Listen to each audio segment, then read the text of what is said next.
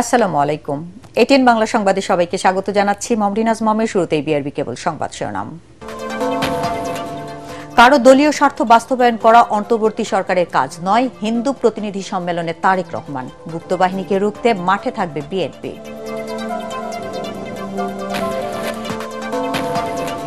চব্বিশের শহীদ পরিবারের সদস্যদের সাথে সাক্ষাৎ করলেন তারেক রহমান। বিএনপির সাথে ঐক্যবদ্ধভাবে কাজ করার প্রত্যয়।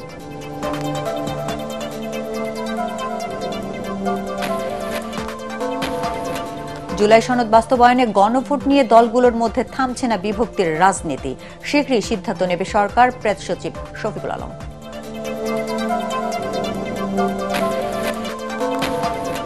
এবং রাজনীতির চলমান বিরোধ দেশকে অন্ধকারের দিকে ঠেলে দিচ্ছে, মন্তব্যে অ্যাটর্নি জেনারেল। অন্তর্বর্তী সরকারের মেয়াদেই বৈষম্য বিরোধী আইনের অধ্যাদেশ জারির তাগিদ দেবপ্রিয় ভট্টাচার্যের। শুনছিলেন বিআরবি কেবল সংবাদ শিরোনাম, এবার বিস্তারিত। কারো দলীয় স্বার্থ বাস্তবায়ন করা অন্তর্বর্তী সরকারের কাজ নয়, ভোটের মাধ্যমে একটি দায়বদ্ধ সরকার প্রতিষ্ঠায় অন্তর্বর্তী সরকারের প্রধান দায়িত্ব বলে মন্তব্য করেছেন বিএনপির ভারপ্রাপ্ত চেয়ারম্যান তারেক রহমান। হিন্দু প্রতিনিধি সম্মেলনে যুক্ত হয়ে তিনি বলেন, বর্তমানে কারো কারো ভূমিকা পরাজিত অপশক্তিকে ফিরে আসার সুযোগ করে দিচ্ছে। ফ্যাসিবাদের গুপ্ত কৌশলের বিষয়ে সবাইকে সজাগ থাকার আহ্বান জানান তারেক রহমান। কামরুজ্জামান রাজীবের রিপোর্ট। রাজধানীর ফার্মগেটে কৃষিবিদ ইনস্টিটিউট মিলনায়তনে মাতুয়া বহুজন সমাজ ঐক্যজোট আয়োজিত হিন্দু প্রতিনিধি সম্মেলনে যোগ দেন বিএনপি মহাসচিব মির্জা ফখরুল ইসলাম আলমগীর সহ দলের শীর্ষ নেতারা। তারা বলেন, গণ অভ্যুত্থানের মধ্য দিয়ে দেশের রাজনীতি অর্থনীতিতে সব সম্প্রদায়ের মানুষের অধিকার রক্ষার সুযোগ তৈরি হয়েছে। প্রত্যেক নাগরিকের সমান অধিকার নিশ্চিত করাই বিএনপির অঙ্গীকার। আমরা বাংলাদেশকে সেইভাবেই একটা গড়ে তুলতে চাই যেখানে সকল ধর্মের, সকল গোত্রের মানুষের সমান মর্যাদা থাকবে। এতে ভার্চুয়ালি যুক্ত হয়ে বিএনপির ভারপ্রাপ্ত চেয়ারম্যান তারেক রহমান বলেন, ধর্মবর্ণ নির্বিশেষে সম্প্রীতির বাংলাদেশ গড়বে বিএনপি। আপনাদের ধর্মীয় পরিচয়কে কেউ যেন নিজেদের দলীয় স্বার্থে ব্যবহার করতে না পারে, সে ব্যাপারে আপনারা দয়া করে সজাগ এবং সতর্ক থাকবেন। ব্যক্তি কিংবা দলীয় স্বার্থ নয়, বিএনপির কাছে অবশ্যই দেশ এবং জনগণের স্বার্থই সবচেয়ে অগ্রাধিকার। এ সময় তিনি বলেন, ফ্যাসিবাদী শক্তি যাতে কোনো দলের আড়ালে ফিরতে না পারে সে বিষয়ে সতর্ক থাকতে হবে। কারো কারো ভূমিকা দেশে আপনার, আমাদের বহু মানুষের অধিকার এবং সুযোগকে বিনষ্ট করার হয়তো একটি পরিস্থিতি তৈরি করছে। পরাজিত পলাতক অপশক্তি কোনো দলের আড়ালে গুপ্ত কৌশলে ভূমিকা রেখে যাতে দেশকে অস্থিতিশীল করে তোলার সুযোগ না পায়। গুপ্ত বাহিনীর সেই অপকৌশল থেকে রক্ষা পাওয়ার জন্য অন্যতম প্রধান কৌশল হচ্ছে ফ্যাসিবাদ বিরোধী জাতীয় ঐক্য বজায় এবং বহাল রাখা। তারেক রহমান বলেন, কারো পক্ষপাতিত্ব নয়, নির্বাচনের মাধ্যমে জবাবদিহিমূলক সরকার প্রতিষ্ঠাই অন্তর্বর্তী সরকারের মূল দায়িত্ব। অবশ্যই কারো দলীয় স্বার্থ বাস্তবায়ন করা এই সরকারের কাজ নয়, এবং এ কারণেই বিএনপি এই সরকারের প্রতি কোন রকম চাপ প্রয়োগ করার পরিবর্তে বরং ভিন্ন মতের জায়গাগুলোতে নোট অফ ডিসেন্ট, এটাকেই বিএনপি ডিসেন্ট ওয়ে বলে মনে করে। কামরুজ্জামান রাজীব, এটিএন বাংলা, ঢাকা। চব্বিশের গণঅভ্যুত্থানে নিহত, শহীদ ও আহত পরিবারের সদস্যদের সাথে সাক্ষাৎ করেছেন বিএনপির ভারপ্রাপ্ত চেয়ারম্যান তারেক রহমান। রাজধানীর গুলশানে বিএনপি চেয়ারপারসনের কার্যালয়ে ভার্চুয়ালি আলোচনায় বিএনপির সঙ্গে ঐক্যবদ্ধভাবে কাজ করার প্রত্যয় জানান শহীদ পরিবারের সদস্যরা। এ সময় উপস্থিত ছিলেন শহীদ ওয়াসিমের বাবা শফি আলম, শহীদ মাহমুদুর রহমানের বোন সাবরিনা আফরোজ সেবন্তী, শহীদ মাহমুদুর রহমান সৈকতের বাবা মাহবুবুর রহমান, শহীদ ফয়সাল আহমেদ শান্তর বাবা মোহাম্মদ জাকির হোসেন এবং 24 জুলাই গণ আন্দোলন চলাকালে আহত মোহাম্মদ ফারহান জামিল। এছাড়া আরও উপস্থিত ছিলেন বিএনপি মহাসচিব মির্জা ফখরুল ইসলাম আলমগীর, শহীদ মীর মুগ্ধের ছোট ভাই, সদ্য বিএনপিতে যোগদানকারী মীর মাহবুবুর রহমান স্নিগ্ধ। জুলাই সনদ বাস্তবায়নে গণভোট আয়োজন নিয়ে দলগুলোর মধ্যে থামছে না বিভক্তির রাজনীতি। নির্বাচনের আগেই গণভোট আদায়ে রাজপথে কর্মসূচি পালন করছে জামায়াত সহ সমমনা কয়েকটি দল।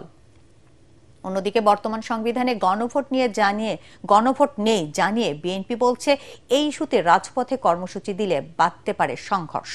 তবে প্রধান উপদেষ্টার প্রেস সচিব শফিকুল আলম জানিয়েছেন, শীঘ্রই গণভোট বিষয়ে সিদ্ধান্ত নেবে অন্তর্বর্তী সরকার। ইমদাদুল্লাহ বাবুর রিপোর্ট।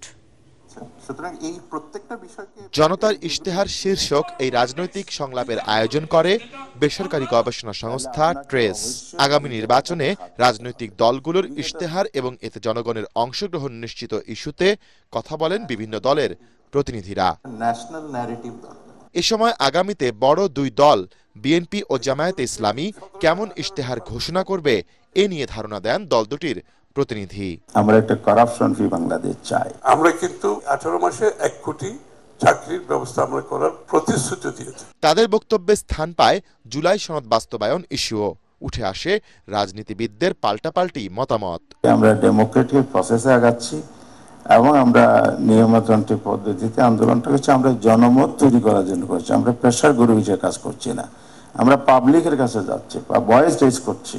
আবার সরকারকে আমরা কনভিন্স করার চেষ্টা করছি। আমরা আলোচনার টেবিলও কিন্তু আপনাদেরকে আহ্বান জানিয়েছি। বিএনপি মহাসচিবকেও কিন্তু আমাদের পক্ষ থেকে নক করা হয়েছে। ওই সময় রিপ্লাই দিয়েছেন, জামাতের আহ্বান সাড়া দিবেন না। বিগত রিজিম কিন্তু এই ধরনের একটা স্বরূপ সবসময় বাজাত। সেই কালচার থেকে আমরা বেরিয়ে আসতে পারি না। আপনারা ডাকেন, আমরা যাব। এখন তো আমার মনে হচ্ছে আমরা কিছু কিছু রাজনীতিক নিজেরা মালিক হয়ে যেতে চাচ্ছি। অন্তর্বর্তীকালীন সরকার শপথ নিয়েছে বর্তমান সংবিধানে। এই সংবিধানে গণভোটের কিছু নাই। এটার জন্য আবার রাস্তায় গিয়ে আন্দোলন করতে হয়। আমি বলি এটা প্রতিবাদের সকলের অধিকার আছে। এখন অন্য দল যদি আবার রাস্তায় যায় তাহলে কি হবে? সংঘর্ষ হবে না?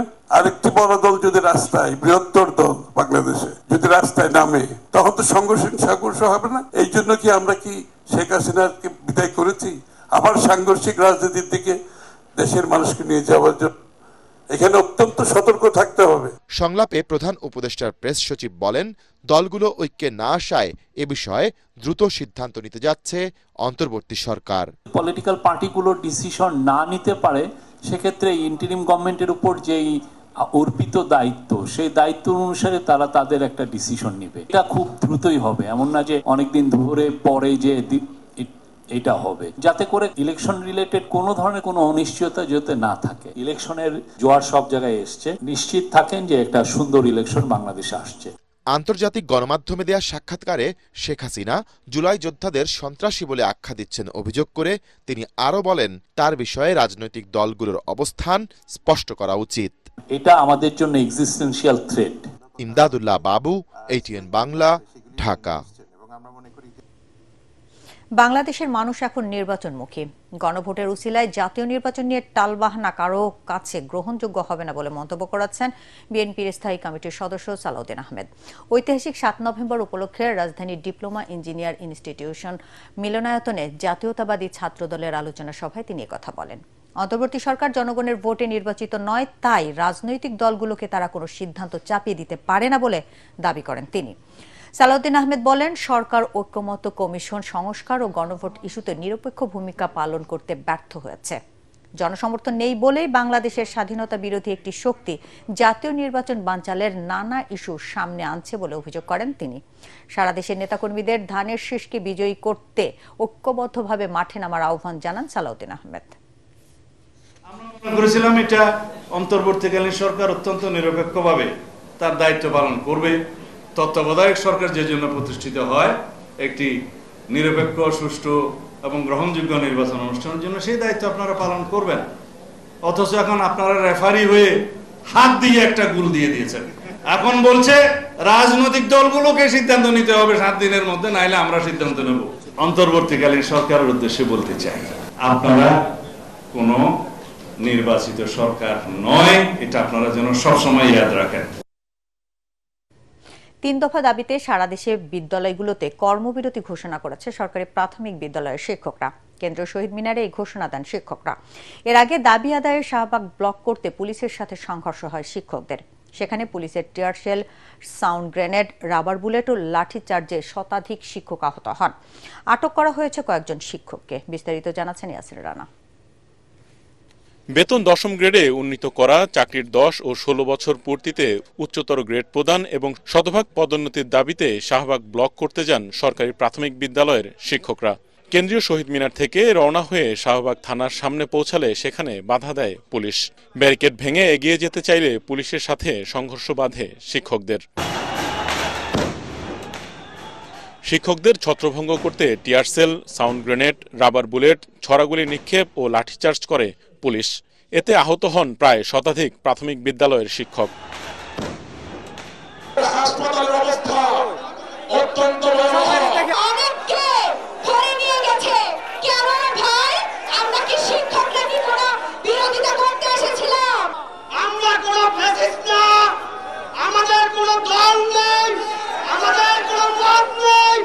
শিক্ষকদের ওপর হামলার ঘটনায় পুলিশ সদস্যদের বিচার দাবি ও আটককৃত শিক্ষকদের মুক্তির দাবি করে শিক্ষকরা। পাশাপাশি 3 দফা দাবি আদায়ে কর্মবিরতির ঘোষণা দেন তারা। 2 শতাধিক শিক্ষক আহত করেছে, কারো চোখ নষ্ট হয়েছে, কারো পাও ভেঙে দিয়েছে, কারো হাত ভেঙে দিয়েছে। যেসব পুলিশেরা এই বর্বরোচিত হামলা চালিয়েছে তার দৃষ্টান্তমূলক শাস্তির দাবিতে আগামীকাল থেকে সকল প্রাথমিক বিদ্যালয়ে অনির্দিষ্টকালের জন্য কর্মবিরতি চলবে। এদিকে শিক্ষকদের উপর হামলার ঘটনার ব্যাখ্যায় ডিএমপির এক বার্তায় বলা হয়, প্রধান উপদেষ্টার বাসভবন যমুনা ও সংলগ্ন এলাকায় সভা সমাবেশ, মিছিল, গণজমায়েত নিষিদ্ধ করা হলেও আন্দোলনকারীরা তা উপেক্ষা করে সামনে অগ্রসর হলে বাধা প্রদান করে পুলিশ। এর আগে সকাল থেকে রাজধানীর কেন্দ্রীয় শহীদ মিনারে অবস্থান করেন শিক্ষকরা। দাবি আদায় না হওয়া পর্যন্ত শহীদ মিনারে অবস্থান কর্মসূচির ঘোষণা দেন তারা। এন্ট্রি পদ 10ম আর শতভাগ পদোন্নতি এবং আমাদের উচ্চতর গ্রেডের যেটি জটিলতা সেটি সমাধানের জন্য আমরা 3টি দাবি নিয়ে মূলত এখন মাঠে নেমেছি। পরবর্তী কর্মসূচি বক্তব্য চলবে। ইয়াসিন রানা, এটিএন বাংলা, ঢাকা। আপনারা প্রস্তুত? সংস্কারের বিরোধিতা করলে আবার তরুণরা রাজপথে নেমে আন্দোলন শুরু করলে বড় দল ধুলার সাথে উড়ে যাবে বলে হুঁশিয়ারি দিয়েছেন এনসিপির সিনিয়র যুগ্ম আহ্বায়ক সামান্তা শারমিন। বিএনপি সাংবিধানিক প্রতিষ্ঠানে নিয়োগের বিষয়ে নোট অব ডিসেন্ট দিয়ে ফ্যাসিবাদী ব্যবস্থাকে টিকিয়ে রাখতে চায় বলে অভিযোগ করেছেন দলটির সিনিয়র যুগ্ম সদস্য সচিব ডাক্তার তাসনিম জারা। ঢাকা রিপোর্টার্স ইউনিটিতে নারীর চোখে জুলাই সনদ নিয়ে সেমিনারে এসব কথা বলেন তারা। মিজান শাহজাহানের রিপোর্ট। বিভিন্ন রাজনৈতিক দল ও পেশাজীবী সংগঠনের নারী প্রতিনিধিদের অংশগ্রহণে এই সেমিনারের আয়োজন করে জাতীয় নারী শক্তি। এ সময় নারী সংস্কার কমিশনের প্রধান শিরিন পারভিন হক অভিযোগ করেন, ঐক্যমত্য কমিশন নারীর অধিকারকে উপেক্ষা করেছে।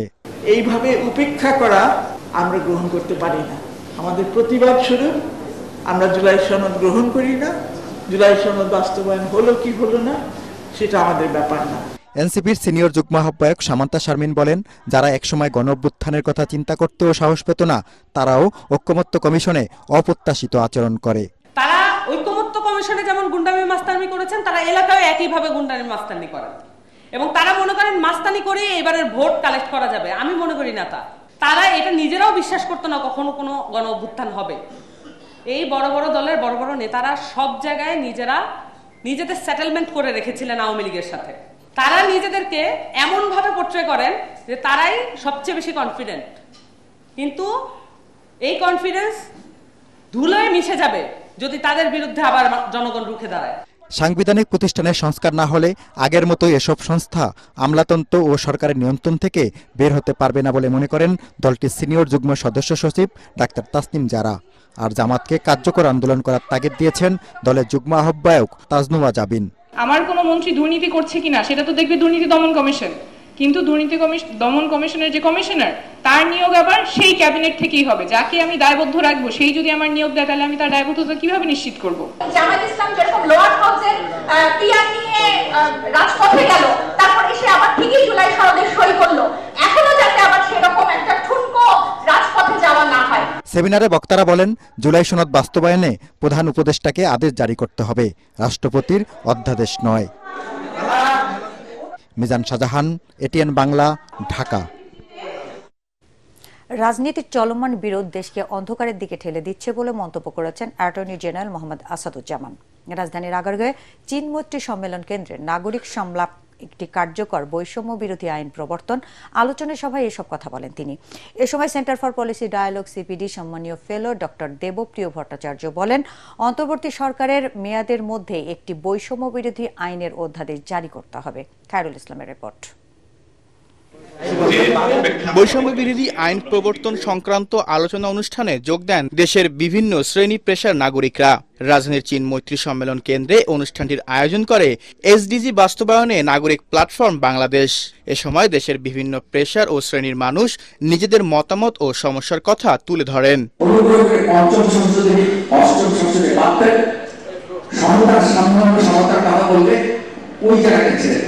বিএনপি নেতা ব্যারিস্টার মাহবুব উদ্দিন খোকন বলেন, বৈষম্য বিরোধী আইন প্রণয়ন করতে না পারলে সরকার ব্যর্থতার পরিচয় দেবে। তার সরকার যদি বৈষম্য বিরোধী আইনটা না করে যায়, আমি মনে করি তার কর্মের মধ্যে, তার টোল কার্যক্রমের মধ্যে একটা অসম্পূর্ণ থেকে যাবে। 24 জুলাই আগস্টে হাজার হাজার ছাত্র জনতা আত্মহত্যা দিয়েছিল, তাদের রক্তের প্রতি অশ্রদ্ধা জানানো হবে। এ সময় সিডিপি সম্মানিত ফেলো ডক্টর দেবপ্রিয় ভট্টাচার্য বলেন, বৈষম্য বিরোধী আইন ছাড়া সুষ্ঠু নির্বাচন সম্ভব নয়। তত্ত্বাবধায়ক সরকারের বাকি সময়ের ভিতরে একটি বৈষম্য বিরোধী আইনের খসড়া নিয়ে একটি অধ্যাদেশের পর্যায়ে নিয়ে যাওয়া, এটাকে বাস্তবায়ন করা। এই বৈষম্য বিরোধী আইনটি পরবর্তী সংসদে যাতে একটি প্রকৃত আইন হিসেবে গৃহীত হয়, তার জন্য সমস্ত রাজনৈতিক দলের ইস্তেহারের ভিতরে এটাকে অন্তর্ভুক্ত করা। দেশের লিঙ্গ বৈষম্য ও নারীর প্রতি বৈষম্য সবার আগে বন্ধ করার তাগিদ দেন অ্যাটর্নি জেনারেল মোহাম্মদ আসাদুজ্জামান। সমস্ত সেক্টরে এই রাজনৈতিক বৈষম্য এবং বিভেদের কারণেই আজকে আমার বাংলাদেশের সোশ্যাল ফ্যাব্রিক নষ্ট হয়ে গেছে। আমি মানুষকে পঙ্গু মানুষ, অসহায় মানুষ, পিছিয়ে পড়া মানুষ, নারী মানুষ, হিন্দু মানুষ, এই শ্রেণী বিভেদের মধ্যে যাই, তাহলে আমার এই সমস্যার সমাধান হবে না, বরং এই সমস্যা সমাজে বিভেদ তৈরি করবে। সমাজ থেকে বিভেদ ও বৈষম্য দূর করতে সবাইকে ঐক্যবদ্ধভাবে কাজ করার আহ্বান জানান অ্যাটর্নি জেনারেল। সকল মানুষ সমান, আইনের দৃষ্টিতেই নাই শুধু। খায়রুল ইসলাম, এটিএন বাংলা, ঢাকা। আনুষ্ঠানিকভাবে শুরু হয়েছে জাতীয় হিফজুল কোরআন প্রতিযোগিতা। হুফাজুল ফুরকান ফাউন্ডেশন আয়োজিত কোরআনের সুর প্রতিভার সন্ধানে 2026-এর ঢাকা অঞ্চলের অডিশন রাউন্ড অনুষ্ঠিত হয়েছে। পর্যায়ক্রমে সারা দেশ ব্যাপী এই অডিশন চলবে। বাছাই প্রক্রিয়ার মাধ্যমে ফাইনাল রাউন্ডে উত্তীর্ণদের উচ্চতর শিক্ষার ব্যবস্থা করা হবে বলে জানান ফাউন্ডেশনের চেয়ারম্যান মাওলানা মাসুদ আহমেদ। কোরআনের সুর প্রতিভার সন্ধানে পবিত্র রমজান মাসে দেশের প্রথম বেসরকারি স্যাটেলাইট টেলিভিশন এটিএন বাংলায় নিয়মিত প্রচারিত হবে। তরিক ইসলামের রিপোর্ট। বাড়িধারা জামে মসজিদ ও ইসলামিক সেন্টারে আনুষ্ঠানিকভাবে শুরু হলো জাতীয় হিফজুল কোরআন প্রতিযোগিতা কোরআনের সুর। প্রতিযোগিতায় ঢাকা অঞ্চলের প্রায় 400 জন প্রতিযোগী অংশগ্রহণ করেন।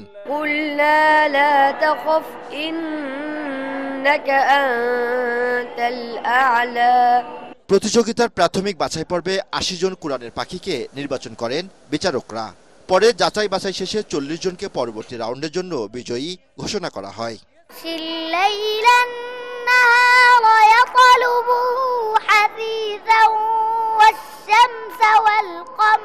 এ সময় হুফাজুল ফুরকান ফাউন্ডেশনের চেয়ারম্যান মাওলানা মাসুদ আহমেদ বলেন, ফাইনাল রাউন্ডে উত্তীর্ণদের আন্তর্জাতিক মানের উচ্চতর শিক্ষার ব্যবস্থা করা হবে। হুফাজুল ফুরকান ফাউন্ডেশনের মাধ্যমে বাংলাদেশের এই ছোট শিশুরা তারা উঠে আসতে পারে, প্রতিভা বিকাশ করতে পারে এবং পর্যায়ক্রমে আন্তর্জাতিকভাবে তারা সেখানে অংশগ্রহণ করতে পারে এবং লাস্ট পর্যায়ে তারা যেন আরও বড় কিছু কাজ করে দেশের সুনামকে এগিয়ে নিতে পারে। ইসলামের স্বার্থে ভবিষ্যতেও এ ধরনের কার্যক্রম অব্যাহত রাখার কথা জানান হাফেজ কারি মাইনুদ্দিন। যাদের তেলাওয়াত শুনে সবার চক্ষু সেহরির সময়, ইফতারের সময়গুলোতে কাঁদাবে, ইউটিউব, ফেসবুক, ওয়ার্ল্ড বিশ্ব ছড়িয়ে দেব, সে নিঃস্বার্থে শুধু আল্লাহর জন্য। এটা আমাদের যেমন দুনিয়ার কোনো মাকসাদ না থাকে, শুধু একমাত্র আল্লাহর জন্য এই কাজটা করতেছি আমরা যেন মৃত্যুর আগ পর্যন্ত এই কাজটি সুন্দরভাবে আঞ্জাম দিতে পারি, এই লক্ষ্যে আমাদের হুফাজুল ফুরকান ফাউন্ডেশন বাংলাদেশ কাজ করে যাচ্ছে। অনুষ্ঠানটি পবিত্র রমজান মাসে ধারাবাহিকভাবে এটিএন বাংলায় প্রচারিত হবে।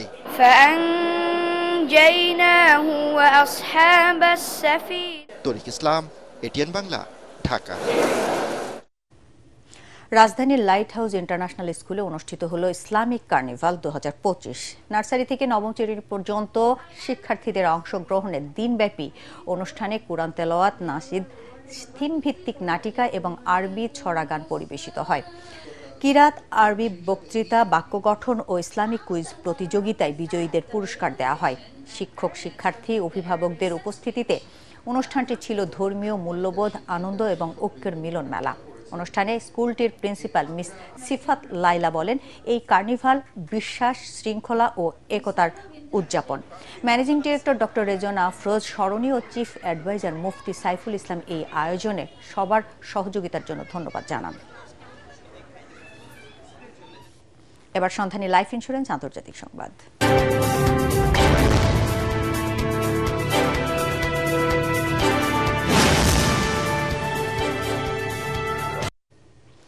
যুক্তরাষ্ট্রের নেতৃত্বাধীন আন্তর্জাতিক বাহিনী খুব দ্রুতই গাজায় প্রবেশ করবে বলে জানিয়েছেন মার্কিন প্রেসিডেন্ট ডোনাল্ড ট্রাম্প।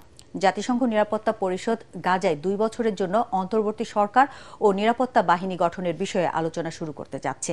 এমন সময়ে ট্রাম্পের এই ঘোষণা সামনে এলো। সাংবাদিকদের সাথে আলাপকালে ট্রাম্প সতর্ক করে বলেন, হামাস এ বিষয়ে বাধা দিলে খুব শক্তিশালী দেশের একটি জোট হস্তক্ষেপ করবে।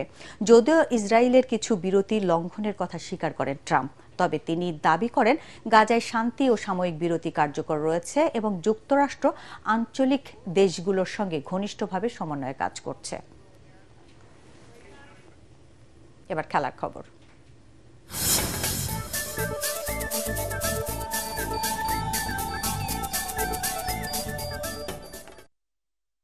বাংলাদেশ ক্রিকেট বোর্ড বিসিবির ক্রিকেট কনফারেন্সকে প্রত্যন্ত অঞ্চলে ক্রিকেটকে ছড়িয়ে দেওয়ার প্রথম ধাপ বলে আখ্যা দিলেন সাবেক অধিনায়ক শাহরিয়ার নাফিস। তিনি এক ভিডিও বার্তায় জানান, বিসিবির সদ্য নির্বাচিত সভাপতি আমিনুল ইসলাম বুলবুলের পরিকল্পনার অংশ এই ক্রিকেট কনফারেন্স। তিনি ক্রিকেট কনফারেন্সের সাফল্য কামনা করেন। রবি ও সোমবার এই দুদিন রাজধানীর এক হোটেলে প্রথমবারের মতো অনুষ্ঠিত হবে ক্রিকেট কনফারেন্স। এখানে বাংলাদেশ ক্রিকেট বোর্ডের সাথে তাদের মত বিনিময় হবে। আমরা তাদের কথা শুনবো, তাদের চ্যালেঞ্জ, তাদের চাওয়া, তাদের পাওয়া, তারা কিভাবে এই কাজটা বাংলাদেশ ক্রিকেট বোর্ড সুন্দর করে করতে পারে তাদের কাছ থেকে আমরা শুনবো। আমরাও তাদের সাথে কথা বলবো এবং সবাই একসাথে আমরা একটা আইডিয়া জেনারেট করব, যেটি আমাদের ক্রিকেটকে ডিসেন্ট্রালাইজ করার জন্য অনেক সাহায্য করবে। শেষ করার আগে বিআরবি কেবল সংবাদ শিরোনাম আরেকবার। কারো দলীয় স্বার্থ বাস্তবায়ন করা অন্তর্বর্তী সরকারের কাজ নয়, হিন্দু প্রতিনিধি সম্মেলনে তারেক রহমান। গুপ্ত বাহিনীকে রুখতে মাঠে থাকবে বিএনপি।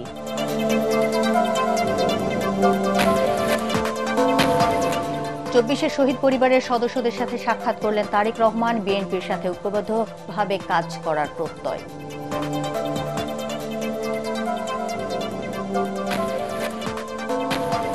জুলাই সনদ বাস্তবায়নে গণভোট নিয়ে দলগুলোর মধ্যে থামছে না বিভক্তির রাজনীতি, শীঘ্রই সিদ্ধান্ত নেবে সরকার, প্রেস সচিব শফিকুল আলম।